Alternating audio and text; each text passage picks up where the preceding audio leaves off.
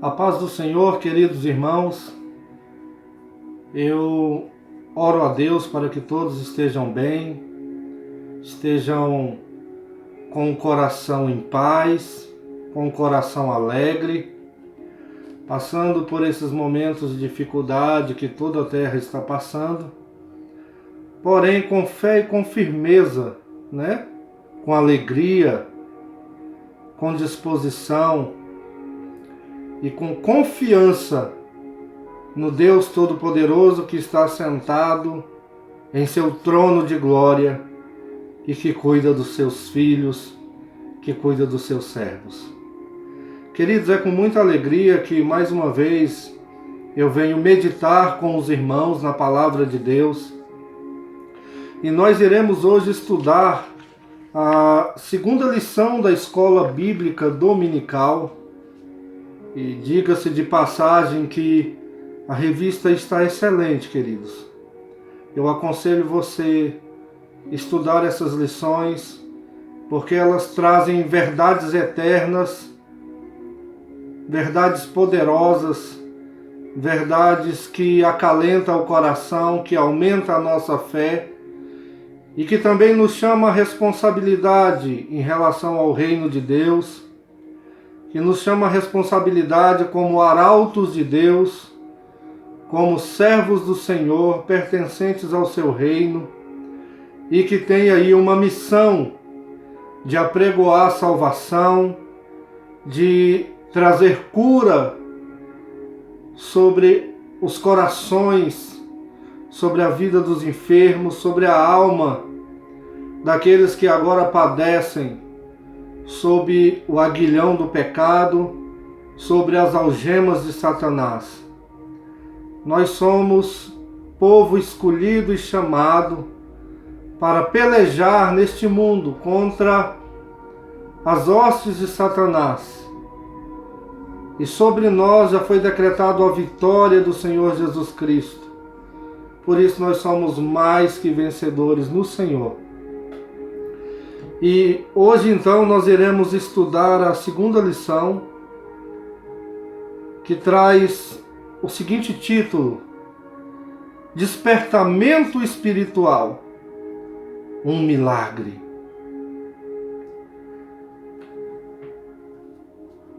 Como eu havia dito, essa revista ela traz verdades eternas, importantes, que mexe com o nosso eu, com o nosso coração, com a nossa comunhão com Deus. E eu acredito que verdadeiramente nós estaremos recebendo um despertamento de Deus durante esses dias. O texto, então, que o comentarista usou, se encontra em Esdras, capítulo 1, versículo 1 a 7, e Neemias, capítulo 1, versículo de 1 a 3. Nesses dois textos, a nossa lição vai abordar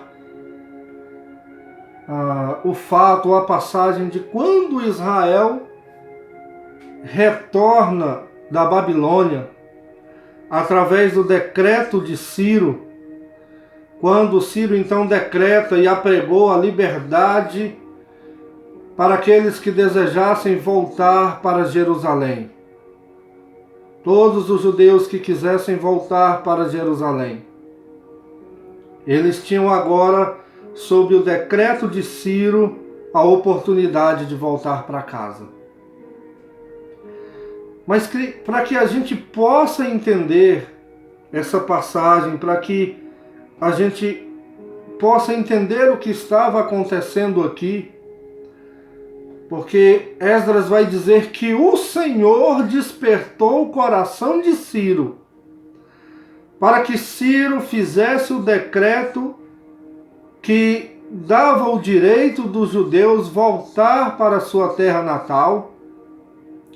E mais do que isso, Ciro com as suas próprias palavras, diz que o Senhor tinha incumbido ele de restaurar a sua casa, de restaurar o templo em Jerusalém. Então, para que nós possamos compreender essa lição, nós também precisamos entender o pano de fundo desse acontecimento, o que aconteceu para que Ciro estivesse assinando esse decreto, ou o que houve antes. Porque Israel estava na Babilônia. O que levou Israel a ser levado para a Babilônia. Quando nós lemos a Bíblia Sagrada, Jeremias, por exemplo, nós vamos ver que Jeremias pregou durante 40 anos em Jerusalém, dizendo: arrependei-vos, porque senão o Senhor trará juízo sobre essa nação. E o Senhor levantará uma nação que não tem misericórdia. O Senhor levantará uma nação poderosa, levantará um exército contra Jerusalém, e esse exército virá e trará grande juízo sobre essa nação. Isaías também pregou a respeito disso. E tantos outros profetas que foram levantados por Deus para fazer com que aquele povo se arrependesse dos seus pecados e se voltasse para Deus, se voltasse para a palavra do Senhor e cumprisse os desígnios e os decretos de Deus. Então, quando nós falamos a respeito da desobediência de Israel, o que vem na cabeça, geralmente, das pessoas é que Israel cometeu idolatria e agora estavam sendo punidos por Deus. Mas olha, se tivesse sido somente a idolatria, eu acredito que o juízo de Deus também talvez tenha sido menor sobre Israel. Apesar de que a idolatria é um mal terrível, porque você coloca um outro Deus no lugar do Senhor. Mas Israel não cometia apenas a idolatria. Havia muitos assassinatos em Jerusalém. Homens sanguinários. Havia muitos adultérios em Jerusalém. Havia muitas injustiças em Jerusalém. Os pobres, os órfãos, as viúvas estavam esquecidas, estavam sofrendo injustiças sociais. Injustiça social. Os poderosos estavam oprimindo o povo. E eles já não respeitavam mais a lei do Senhor. Usavam a terra como queria, tomavam a terra dos outros, compravam a preço de banana, escravizavam as pessoas. E um grande mal estava em Jerusalém. E a idolatria de Israel, ela chegou a um ponto tão profundo que começaram a colocar coisas estranhas dentro do templo do Senhor. Estátuas. E não era só apenas nos montes que sacrificavam a outros deuses, mas até mesmo dentro do templo do Senhor em Jerusalém. Havia coisas terríveis. O sacerdócio estava corrompido. Os levitas estavam corrompidos. E toda a sociedade estava mergulhada num pecado terrível. A ponto de Isaías dizer o seguinte, que aquela nação estava doente, do alto da cabeça à planta dos pés. Só havia feridas, porque o povo estava em pecado e não queria se voltar para Deus. E Deus, com a sua misericórdia, sempre levantou profetas para fazer com que aquele povo se voltasse para a justiça. Deus fez de tudo para aquele povo se arrepender e voltar então a obedecer a palavra de Deus, a ser uma nação santa.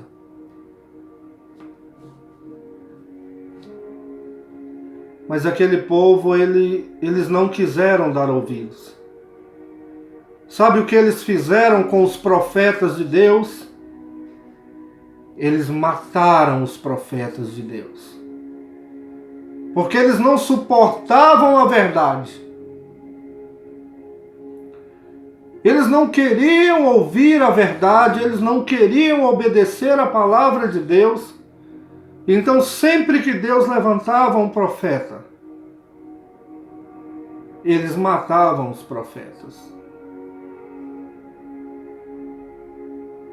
Já não havendo mais o que fazer, porque aquele povo tinha um coração duro, era um povo de dura cerviz. Então Deus disse, eu vou levantar uma nação e vou trazer juízo sobre Jerusalém, sobre Judá.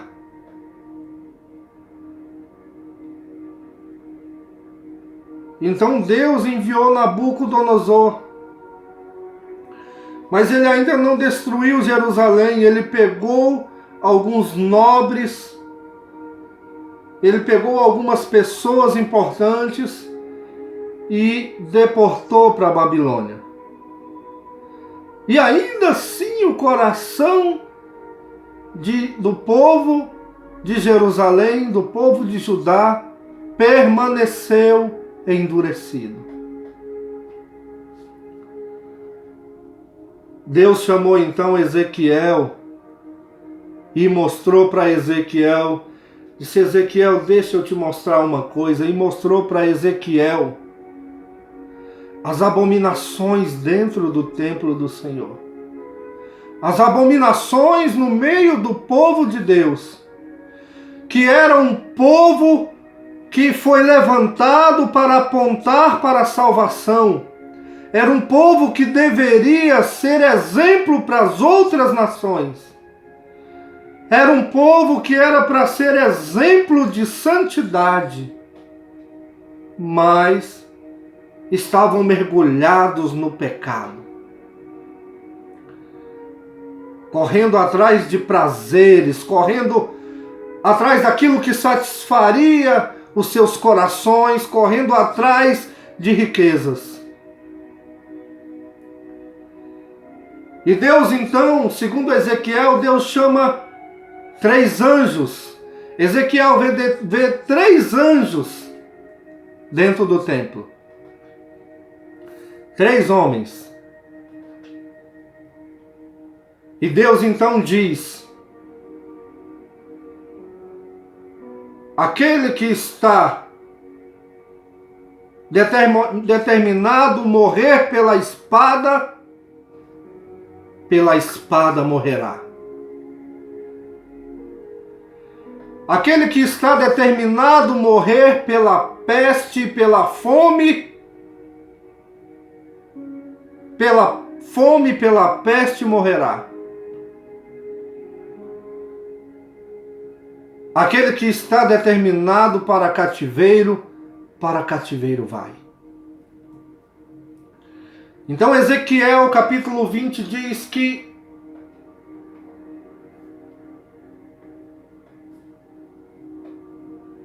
aqueles homens saíram do templo Eu acho que é capítulo 20. Minha memória agora deu uma vacilada. Eu não sou bom de decorar capítulos e versículos, queridos. Mas Ezequiel diz que quando aqueles homens saíram para executar o juízo de Deus, antes Deus mandou outro homem à frente, outro anjo. E Deus disse: saí por Jerusalém e marcai na testa aqueles que ainda me temem, aqueles que ainda seguem o meu preceito, aqueles que ainda se dobram diante da minha presença. E aquele homem que trazia na sua mão a pena e um pergaminho saiu, marcando em Jerusalém aqueles que temiam ao Senhor.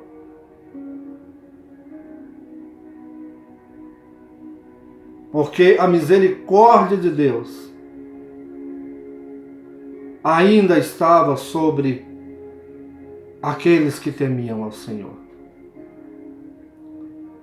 Já não havendo mais o que fazer, então Deus envia Nabucodonosor, destrói Jerusalém, destrói o templo e leva o povo para o cativeiro.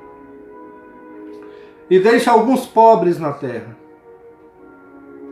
mas levam boa parte do povo para cativeiro. E aquele povo então vai morar na Babilônia.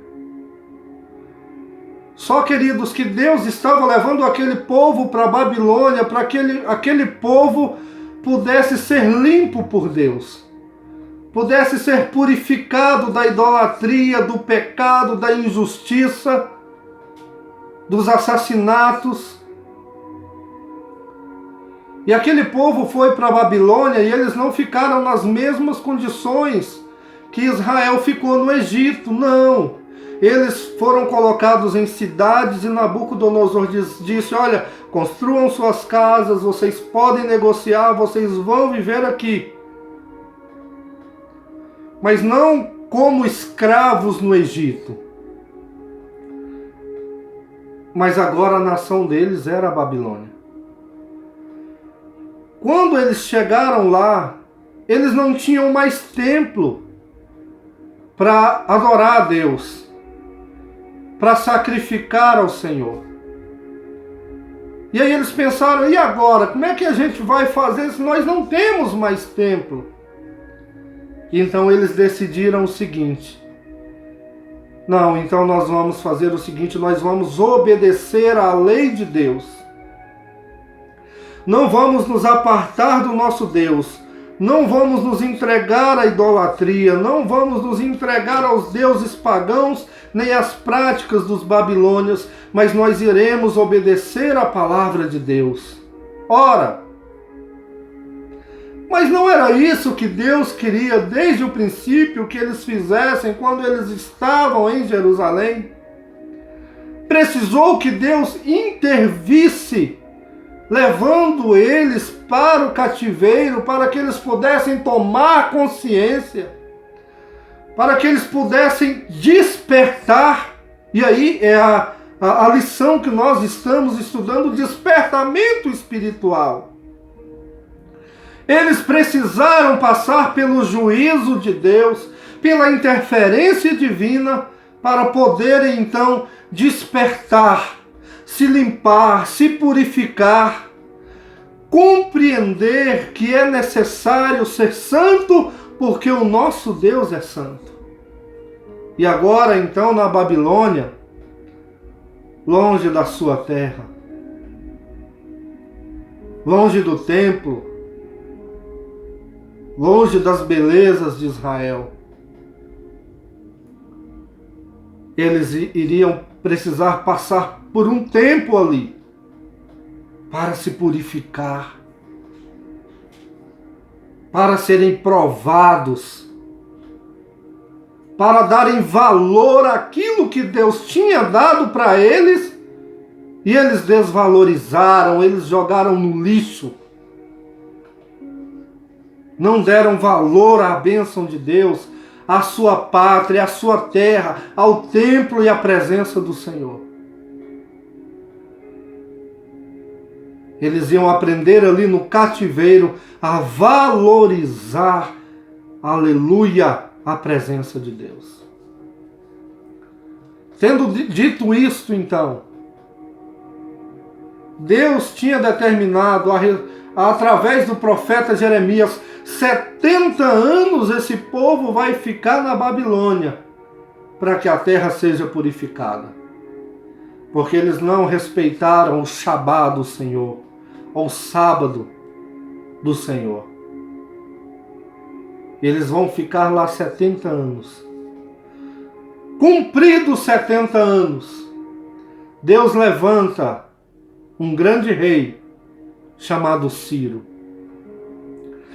E Ciro reconhece que todas as nações foi entregue a ele pelas mãos de Yahvé, pelas mãos de Hashem, o Eterno. E reconhecendo isso, ele diz: olha, Deus me incumbiu de uma missão,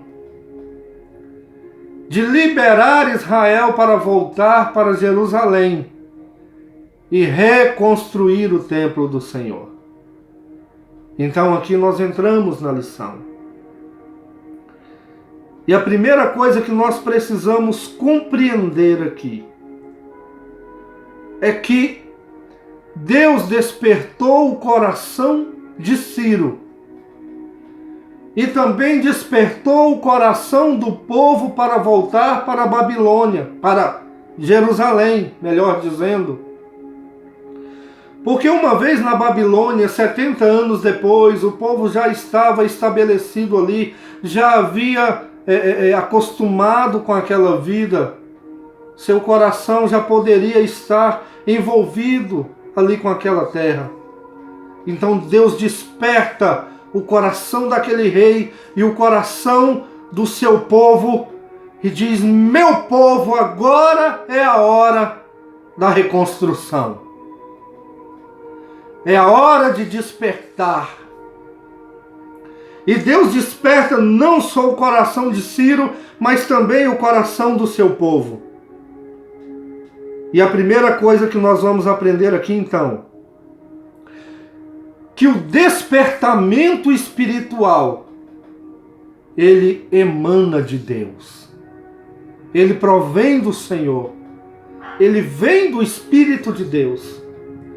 E Deus tem poder de endurecer e de amolecer os corações. É Deus. Deus tem poder de fazer com que o coração se derreta diante da presença dele. Mas Deus também tem poder de endurecer os corações. Nós vemos isso na história de Faraó, quando Deus foi tirar Israel do Egito. A Bíblia diz claramente que Deus endureceu o coração de Faraó. E da mesma forma, Deus também intervém no coração do seu povo. Então, o despertamento, ele emana de Deus. E aí, queridos, eu quero chamar a atenção, porque nós vivemos em uma época em que as pessoas correm atrás de novidades. As pessoas correm atrás de subterfúgios, de novidades, de pragmatismo, de coisas que dão certo para chamar as pessoas para a igreja, para chamar as pessoas para aceitar a Jesus. Colocam um show dentro de igreja, luzes dentro da igreja, modificam o púlpito, fazem danças, forró santo, funk santo, fazem carnaval santo, tudo isso para chamar as pessoas e levantam as mãos dizendo: receba aí, porque você vai receber o avivamento.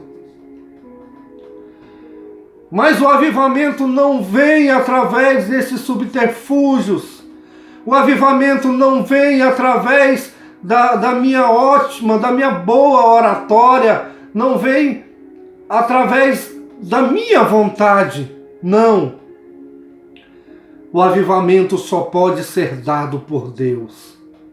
Só Ele alcança a alma do homem, só Ele alcança o coração do homem. Só Deus pode trazer o despertamento.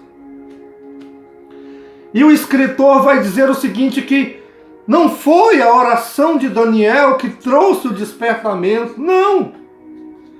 Não é porque Daniel orou dizendo: agora eu vou orar e todo mundo aqui vai despertar, vai ser cheio do Espírito. Não. Daniel, ele ora a Deus, solicitando encarecidamente a misericórdia de Deus, que Deus intervenha no seu povo, porque ele sabe que só Deus pode despertar o coração daqueles que estão dormindo. O coração do homem. O despertamento não vem através dos pastores, através dos missionários, não. Como o próprio escritor vai dizer, que Deus usa instrumentos para cooperarem com Ele, mas o autor do despertamento é Ele mesmo. É Deus. Nós só somos meros instrumentos de Deus. E olha que às vezes, quando Deus usa um homem nessa terra, às vezes as pessoas ficam glorificando e endeusando o homem. Mas quem faz, quem traz o despertamento, quem traz o arrependimento, quem faz os corações se derreterem, é Deus, através do teu Espírito Santo. E veja que Deus está sempre interferindo na história do seu povo.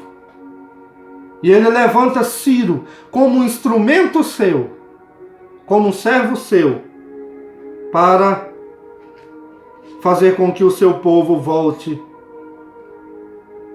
para Jerusalém, para a reconstrução do templo. Então o despertamento espiritual emana de Deus, por isso Ele usa os instrumentos que achar necessários para cooperarem com a sua soberana vontade. Nós somos apenas instrumentos de Deus.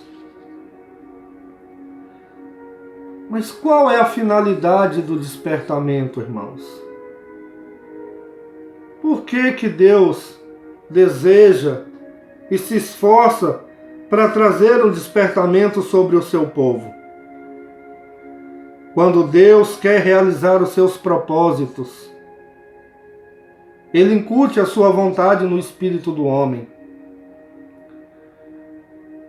E o despertamento de Deus tem a finalidade de restaurar o seu povo e trazer salvação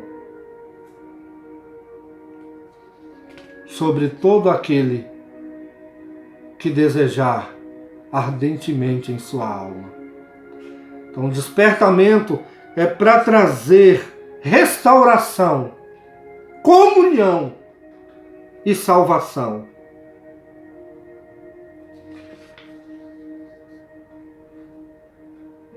O escritor vai dizer que Deus ele quer usar o homem como seu instrumento. Todavia, só são usados aqueles que cooperam com Deus, aqueles que seguem a orientação divina por livre-arbítrio.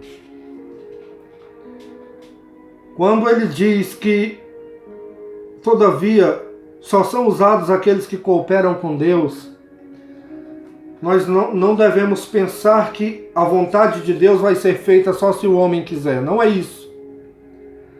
Deus é soberano e, querendo o homem ou não, a vontade dele irá prevalecer e irá acontecer. Mas quando ele fala que Todavia só são usados aqueles que cooperam com Deus.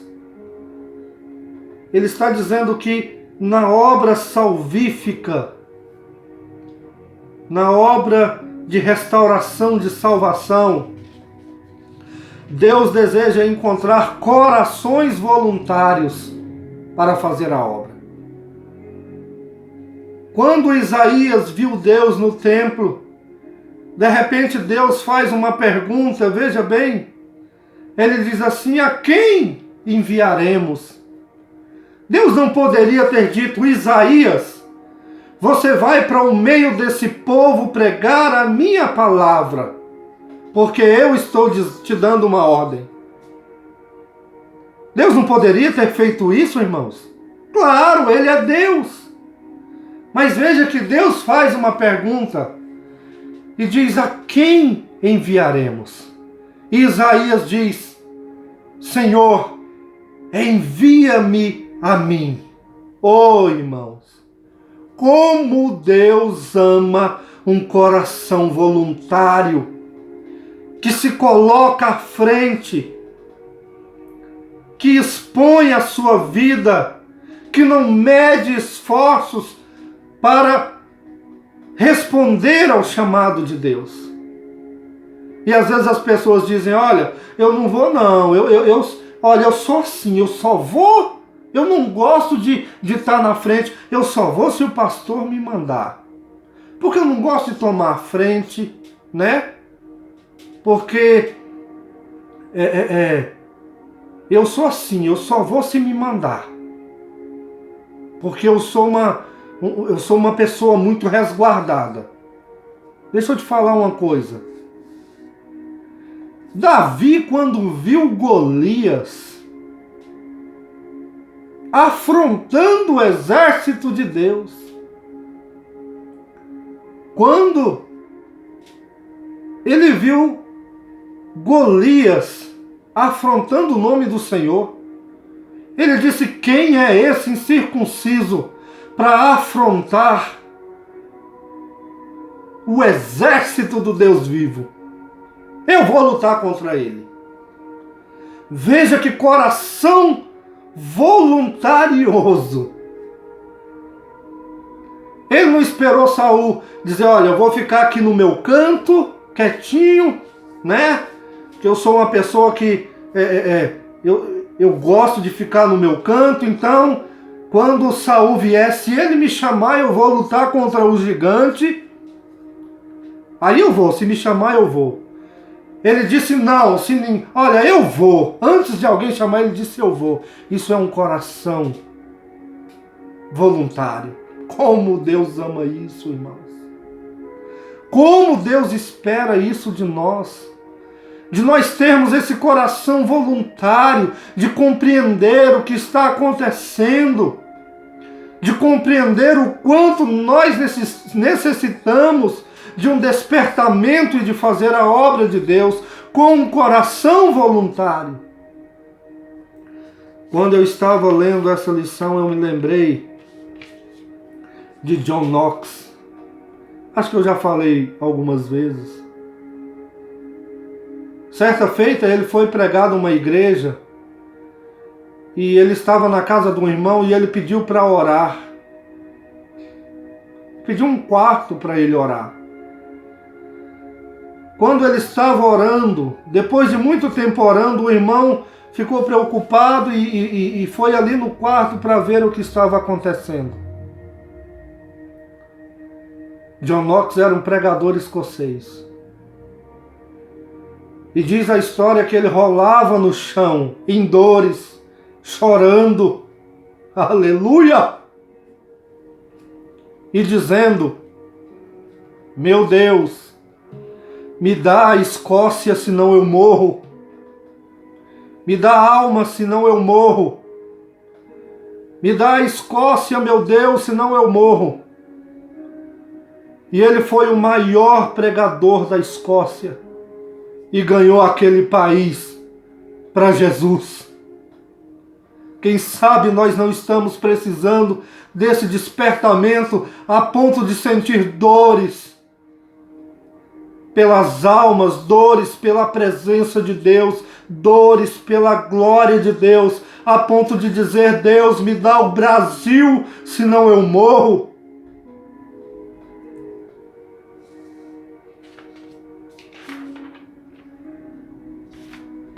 Por fim, queridos, o escritor vai dizer que o que estava acontecendo era a fidelidade de Deus em ação. As suas promessas estavam acontecendo. E com isso eu quero acalmar o seu coração. Não se aflija. Deus cumpre as suas promessas e Ele é fiel para cumprir as suas promessas. Deus é fiel para trazer a cabo as suas promessas. Olha para o povo de Israel. Depois do Egito, depois da Babilônia, depois da Grécia, depois da Pérsia, depois de Roma, depois de Hitler, esse povo ainda está em pé.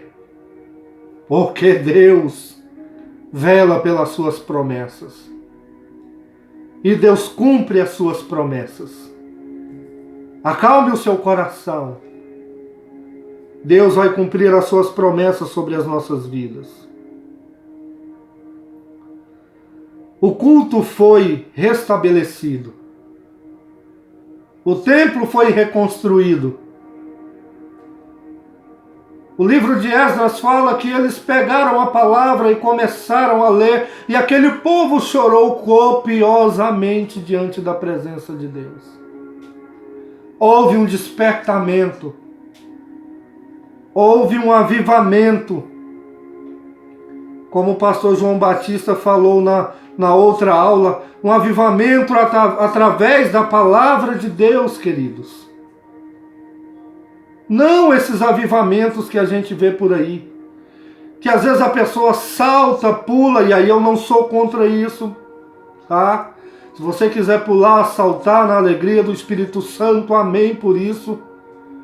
Mas o despertamento, ele precisa trazer algo vivo, ele precisa trazer vida.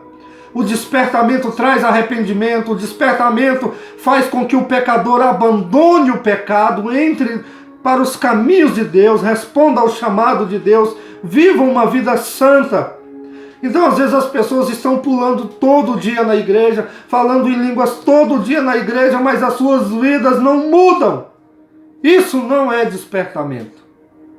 O despertamento traz honestidade. O despertamento muda o caráter. O despertamento traz misericórdia. Quando você é despertado pelo Espírito, você tem misericórdia daqueles que estão padecendo, daqueles que têm fome, daqueles que têm sede, daqueles que precisam de uma palavra, daqueles que precisam de comida, daqueles que estão passando por dificuldades, daqueles que não têm dinheiro para pagar o aluguel, para pagar a água, para pagar a energia. O despertamento traz misericórdia. O despertamento muda o homem, muda o seu coração, muda o seu caráter. Nós não podemos dizer que nós estamos despertados se a nossa vida continua do mesmo jeito, cometendo os mesmos erros, os mesmos pecados, sem ter compaixão daqueles que estão passando por dificuldades e necessidades, daqueles que estão chorando. Porque o despertamento faz com que nós venhamos chorar com os que choram e se alegrar com os que se alegram. O culto voltou a ser da maneira com que a lei ordenava. Eles não queriam mais saber de cultos diferentes, mas eles queriam a presença de Deus. Eles não queriam saber mais de deuses pagãos, mas agora eles queriam a presença do Deus Jeová. O despertamento dado pelo Espírito Santo faz com que os crentes desejem intensamente ser fiéis à palavra de Deus. O despertar é isso. O despertar faz com que nós venhamos a desejar cumprir a palavra de Deus. Você está cumprindo? Você está desperto? Está despertado? Queridos, nós estamos vivendo em dias de dificuldades. Muitos estão descendo à sepultura por causa desse vírus. E não duvide que Deus está manifestando a sua indignação sobre essa terra. Não duvide que Deus está executando juízo sobre essa terra. Mas sempre que Deus executou o juízo, Ele trouxe também um despertamento. Ele trouxe também avivamento. E eu creio que Deus trará um grande avivamento sobre as nossas vidas. E oxalá que a Adoa possa subir com asas de águia e fazer a vontade de Deus, levando a palavra sobre os 4 cantos dessa terra, despertando os corações ao arrependimento. Que Deus nos desperte.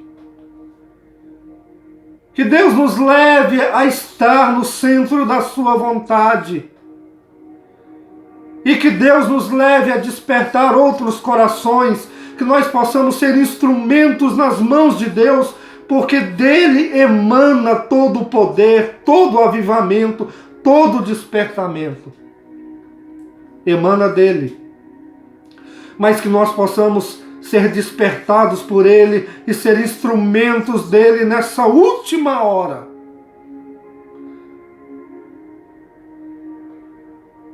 Que nós possamos ter coração voluntário, missionário, e que Deus venha alargar as fronteiras da Assembleia de Deus, obra de amor,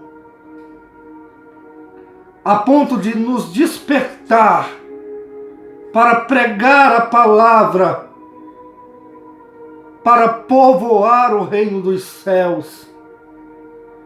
Que Deus tire do nosso coração tudo aquilo que não pertence a Ele, tudo aquilo que nos tira do propósito de Deus, que nós possamos estar no centro da sua vontade. Amados irmãos, que Deus possa te abençoar. Eu espero que essa palavra fale ao seu coração. Não deixe de ler essa lição não, ela é muito importante.